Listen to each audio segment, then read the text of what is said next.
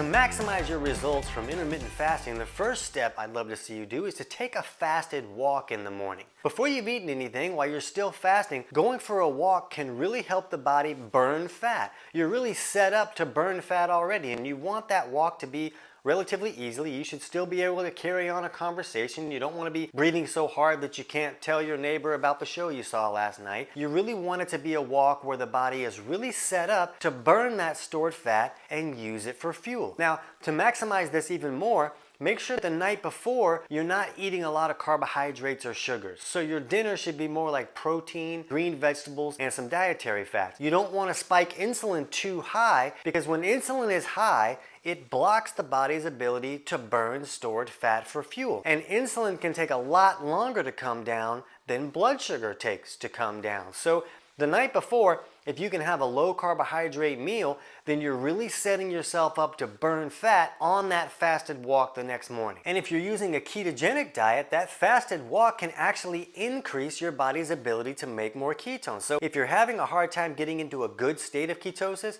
a fasted walk is a great way to give yourself a boost. The second step is to kind of make your body more of a fat burner. So when we're looking at clients' bio-individuality and we're helping them run self-tests to look at their body chemistry at home, we can get an idea if a person is leaning more towards being a carb burner or a fat burner. And the body should really be able to burn glucose for fuel and fat for fuel, but people can get a little bit stuck and maybe their body's preferring to burn one over the other. So if your body is stuck burning carbohydrates more, it's going to prefer to burn those carbs. It's not going to want to access that stored fat and burn it for fuel. So one step you can take to move towards this is to not eat so many carbohydrates and sugars. You really have to give your body good dietary fats so that it's more willing to burn the stored fat. And step number 3 is to eat more nutrient-rich foods. You know, when we're using intermittent fasting, we're really kind of triggering the body to use stored fat for fuel. We want it to burn that fat so that our pants will fit again. The problem is, if things are set up, your body really can burn the stored fat, but eventually